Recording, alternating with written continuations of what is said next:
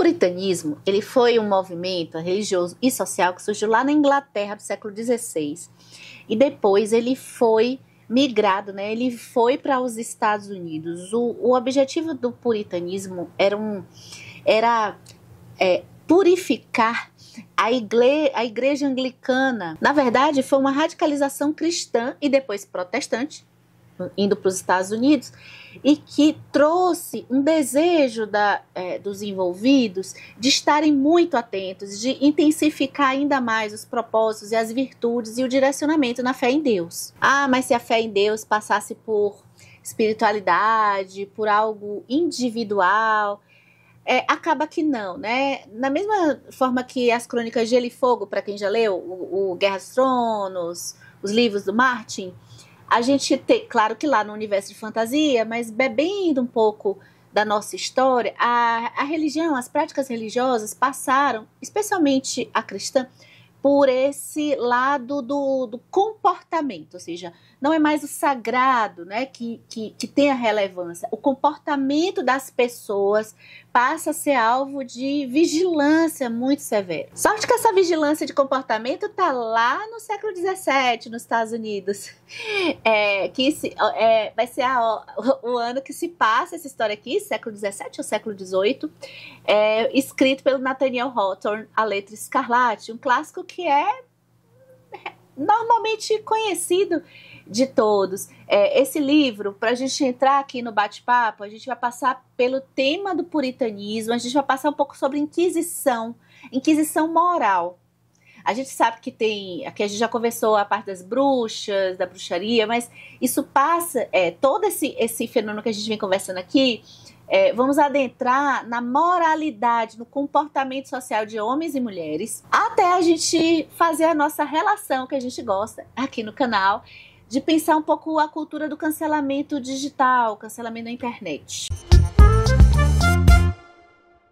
Na Letra Escarlate a gente vai acompanhar a Hester, que é uma mulher casada e que comete adultério logo no começo da história. Ela encontra-se presa porque ela está grávida.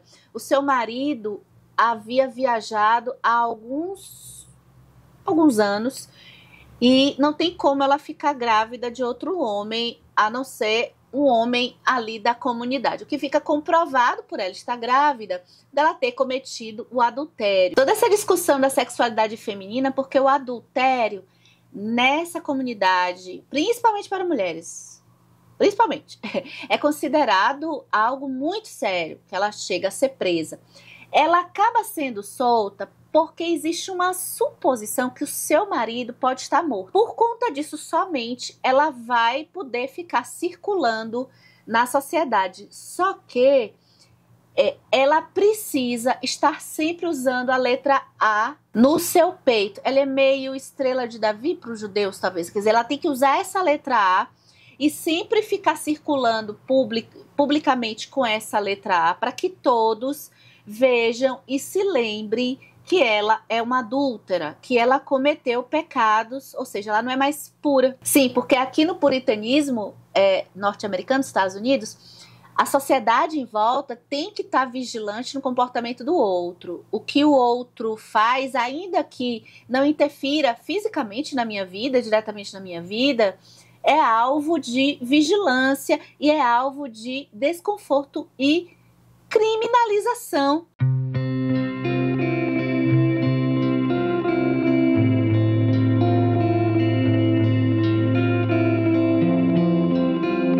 Uma das coisas legais aqui do livro é porque eu não vou falar aqui quem é o pai da filha da Hester, que vai se chamar Pérola, um nome bem interessante, e que ele não vai se manifestar que ele é o pai da criança, e ela tá apaixonada por ele, e ela tem, de certa forma, eu considero um gesto honrado, porque ela não vai revelar quem é o pai, que também seria um pecador. Precisamos marcar a pessoa que nós condenamos o comportamento que ela teve. Precisamos deixar isso marcado o tempo todo para todo mundo ver. E a letra é isso que acontece. Não basta para as pessoas condenar a Hester. É importante que toda vez que ela for sair socialmente, dia após dia, para fazer ou levar a sua filha para um lugar, ou então para adquirir alguma comida, alguma coisa. Toda vez que ela estiver circulando ali, todos a olham, e é importante que todos à sua volta percebam e estejam julgando o tempo todo por conta da letra e se lembrando que ela não é mais pura. No ambiente aqui do Hawthorne, a gente vai perceber o quanto que essa comunidade é ao mesmo tempo fria. O narrador vai colocando a Hester também como uma pessoa mais humana, e como que o pensamento dela, a honra dela não revelada, ela não querer prejudicar todos à sua volta, a colocam também de forma contraditória com essa sociedade, mas ela também está sofrendo, ela se entende errada pelo o que ela cometeu, pelos seus sentimentos humanos, né? O erro aqui foi um erro de ritual. Esse erro, ele foi um erro de uma mulher se apaixonar por outra pessoa e se relacionar afetivamente com essa pessoa. Aqueles que condenam Hester com o olhar, com o afastamento, parece que o Hawthorne está querendo colocar que essas pessoas que estão tão preocupadas em mostrar a virtude que eles prezam, eles estão se contradizendo e se contrapondo, indo numa direção contrária dessa própria pureza que eles entendem ser importante. E será que esse julgamento de um comportamento que nós entendemos ser errado, esse julgamento pode acontecer nos dias atuais também? Óbvio que sim. Aqui eu posso trazer, por exemplo, assim, o cancelamento virtual, eu acho que conversa muito com a Letra Escarlate. Embora esse livro tenha sido escrito no século XVIII, para tratar do século XVII. O Nathaniel Hawthorne, ele nasceu em Salem. Acho que o local deve ser conhecido de vocês, porque os antecedentes do Hawthorne, eles participaram do julgamento que ficou conhecido como Bruxas de Salem, onde mulheres foram julgadas por bruxaria e foram condenadas por bruxaria nessa localidade e foram assassinados. Muitos pesquisadores consideram a Letra Escarlate do Nathaniel Hawthorne não um livro de literatura, embora que é uma história de ficção, mas muitos consideram um documento histórico, porque eles acham que o Hawthorne colocou muito da sua história, da história da sua família aqui nesse livro.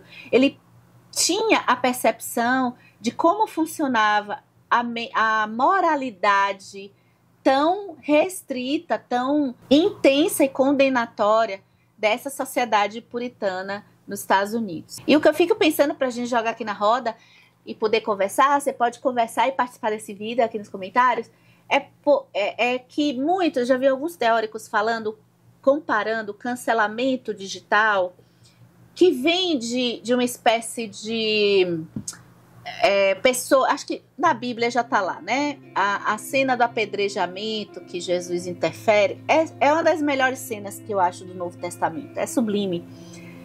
Porque parece que nós temos uma espécie de instinto de querer por nossa emoção, condenar as pessoas.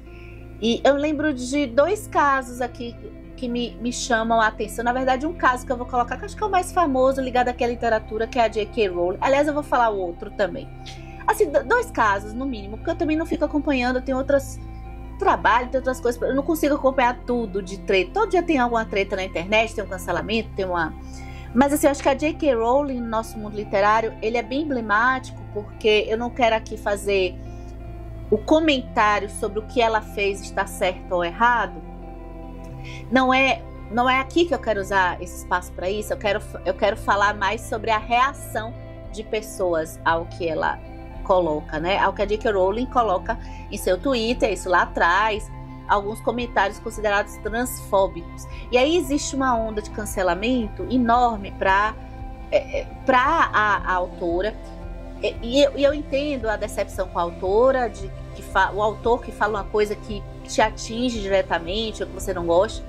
Por outro lado, eu lembro muito de alguns casos de pessoas que produziam conteúdo. O mais famoso é o Caco, do canal Caldeirão Furado, que sofre uma pressão imensa e um cancelamento imenso porque ele fala sobre Harry Potter. Ou seja, o julgamento diário, ou seja, quem fala sobre aquele autor não merece ser ouvido também. É algo muito radical. Inclusive, é uma letra, porque se eu fizer campanha para que alguém não assista o conteúdo de uma pessoa que não foi nem ela que falou o conteúdo, se eu faço essa campanha para não assistir o conteúdo de uma pessoa que está falando sobre um autor que falou algo politicamente incorreto ou falou algo discriminatório, que seja, eu estou, de certa forma, colocando a letra para que todo mundo, todo dia, veja, olha, essa pessoa, ela não merece ser vista. Então eu quero banir essa pessoa do mundo. Banir essa pessoa é o que fizeram, né, para banir a Hester. O outro caso também que eu acompanhei um pouco aqui na internet, não sei se você sabe, é o da autora Marion Zimmerman Bradley, que escreveu a série das Brumas de Avalon e que teve algumas notícias sobre acusações de abuso sexual e enfim, e que muitos, assim, o comportamento de muitos leitores, que eu na época ainda no Twitter percebia, que eu percebia, era que as pessoas que liam a obra estavam falando sobre a obra, nem estavam comentando o que a autora fez. Eu não tô dizendo que o que a autora fez foi certo, mas as pessoas que liam a obra também estavam sendo canceladas. O discurso era não aceitar alguém que esteja lendo a obra daquela pessoa, enfim. É uma espécie, dentro da parte literária que eu vou colocar aqui, mas isso acontece de diversas situações, pessoas com seus empregos, acusações, no tribunal, chamado Tribunal da Internet.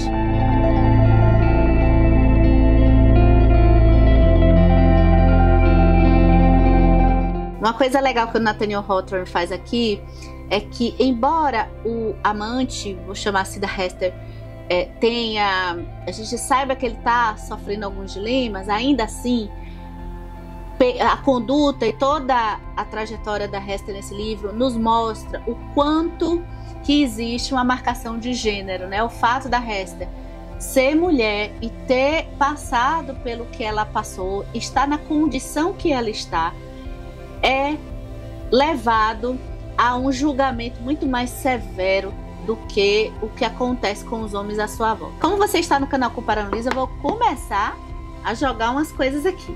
Olha, essa diferença de implicações de certos comportamentos, e a gente está aqui no tema do adultério, é sempre o que eu mais gosto de mostrar é Ana Karenina, né? De falar sobre esse romance incrível do Tolstói, em que ele é interessante, porque, olha, nessa coisa de como a gente está juntando tudo, o puritanismo, o cancelamento na internet, a gente tá naquela coisa meio divisória, polarizada de pensamentos, né? Até se a gente for levar para a lógica da internet, às vezes os cancelamentos, eles passam por uma ideologia política.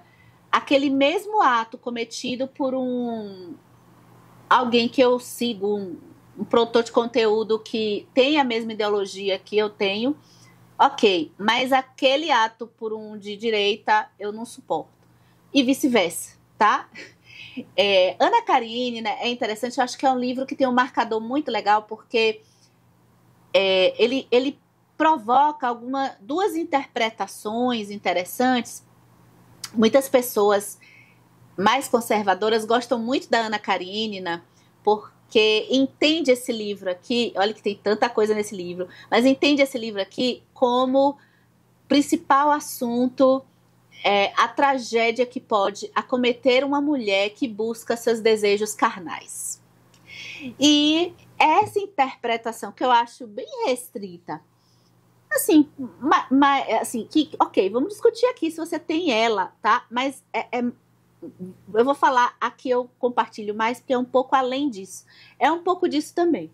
Mas ela é bem pequenininha e que fica parecendo que o livro, ele traz o que a Hester vive aqui, que é, olha, fique com medo, viu? Porque se você for atrás do seu desejo sexual, vai dar ruim. E vai dar ruim porque você foi atrás do seu desejo ou porque as estruturas sociais organizadas de uma forma sistêmica. Agora é minha deixa de fazer propaganda de um vídeo aqui do canal. Já assistiram a lista de livros que tratam sobre essa violência sistêmica, né? Ana Karenina é até mencionada nesse vídeo. Então, é também, quer dizer, a gente já conversou aqui no canal até sobre essa coisa de impulso, desejos, paixões, e que muitas vezes a gente está no ponto da razão e no ponto da emoção. E que muitas vezes a gente desequilibra os lados, né? A gente não pode também estar razão o tempo todo, assim como emoção o tempo todo, não vai dar certo nenhum nem outro. A outra interpretação de Ana Karenina, que é a que eu mais gosto, amplia um pouco mais, porque sim, tem esse viés dos desejos que impetuoso, a gente ir à direção da paixão, meio na linha Romeu e Julieta também, e que ser guiado pelas emoções pode não dar muito certo. Só que o Tolstói, até pela primeira frase do livro, não tem por onde correr. O Tolstói, no Ana Karenina, ele está norteando outras famílias aqui, outros personagens, não só a Ana Karenina, embora o título seja Ana Karenina. Então, o mosaico que eu falo aqui, eu acho Ana Karenina um livro bem sociológico, ele não é muito intimista.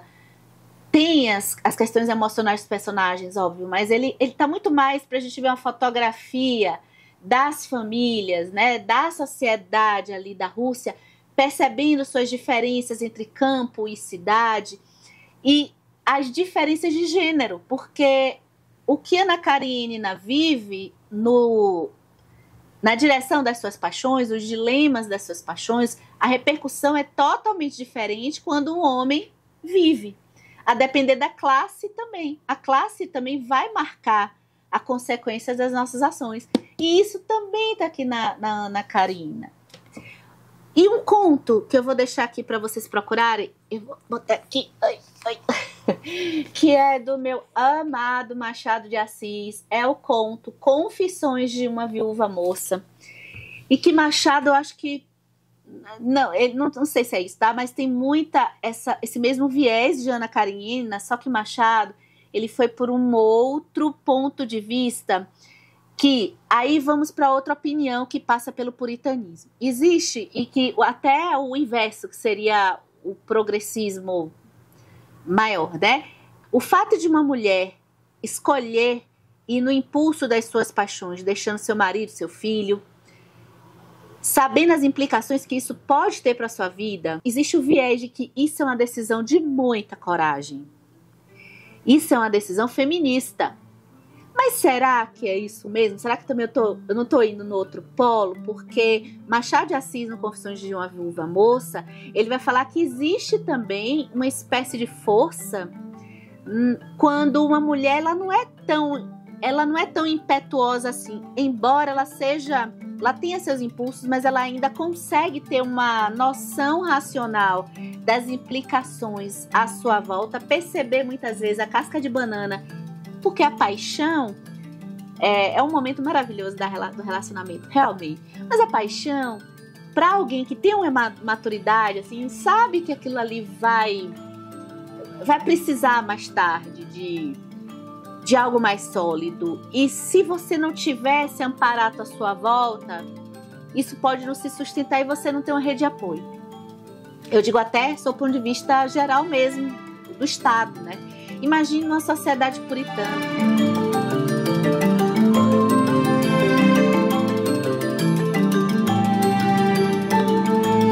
E esse tribunal da internet, que a gente pode fazer uma associação a tribunal de pessoas na rua se juntarem para espancar uma pessoa, porque acha que assim elas estão fazendo justiça, condenar uma pessoa, e esse cancelamento que pode não ter uma implicação direta física no outro, mas muitas vezes ele está perdendo a profissão, ele está impactando na sua vida, na sua família, nas pessoas que dependem dessa outra pessoa ali por detrás. E tudo isso tem algumas diferenças, porque por que isso pode não ser legal?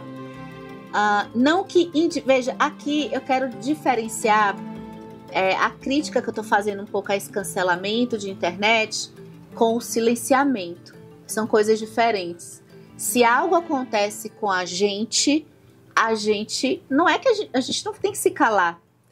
Algo acontece com a gente tem que falar, olha, essa empresa, ela fez isso comigo. Então eu não devo me silenciar. Uma coisa é isso, eu não me calar diante de algo que eu tô percebendo que eu tô sendo prejudicada. Outra coisa é eu fazer um movimento para que as pessoas que trabalham com essa empresa, se fosse esse o caso, eu cancelar essas pessoas e as pessoas que trabalham com essa empresa e fazer de todos à minha volta uma campanha para difamar a empresa, são coisas bem diferentes, tá? Então, sobre essa parte de tribunal, eu li o artigo que eu vou deixar aqui embaixo, Tribunais da Internet, da Ana Maria Larusso. E o que ela coloca é tão elucidativo para a gente entender que um tribunal, quando a gente estabelece na nossa sociedade que a gente vai utilizar uma instituição que é o Poder Judiciário. Eu não estou entrando no mérito se vai dar certo ou não vai dar certo, mas uma instituição do Poder Judiciário que garante um processo jurídico, algo que tem várias etapas, que vai garantir algumas coisas, como, por exemplo, uma lógica de procedimentos de defesa, de representação de ambas as partes. Na internet isso não vai acontecer. Primeira coisa é a questão do tempo. Um julgamento, a gente até reclama que muitas coisas demoram, né? Eu tô nessa fila de reclamar também, viu, gente? Mas, embora demore, você tem um processo, um ritual, e que no tempo dá a chance de sair de pegar todas as argumentações possíveis para se chegar a uma decisão final. Na internet é tudo rápido, gente, é tudo imediato. Não tem tempo para... Você nem... Acho que talvez alguém que já tenha cancelado outra pessoa, que já tenha saído, nunca viu essa própria pessoa se defender, né? Ou se viu só no dia mesmo que aconteceu, que ela falou alguma coisa, pronto. Não tem tempo, não tem uma semana, não tem um mês, né? Porque é coisa de dias. Já está cancelado e pronto. No julgamento do processo mesmo do Poder Judiciário, a gente tem a questão de rever a decisão. Na internet não tem. Quem está sendo acusado não tem volta. Não tem isso de dizer, pessoal, eu estou querendo aqui voltar para tentar falar mais coisas, assim, meio que é o recurso do judiciário, né? E outro ponto que eu acho incrível é quando ela diz das diferenças em que no processo judiciário você tem uma argumentação lógica durante todo o processo, durante os ritos das defesas, do advogado, das documentações que você vai mostrar, vai ser factual assim, de provas concretas, racionais. Não vai ser emocional como na internet. A internet, a lógica das argumentações passam totalmente pela emoção. Se vocês forem ler esse artigo, vocês vão ver os exemplos que é colocado, inclusive até na época da pandemia, assuntos científicos sendo debatidos de forma emocional. Como isso pode ser? Não dá para entender, né? Então eu vou deixar caso vocês queiram conhecer mais sobre esse assunto.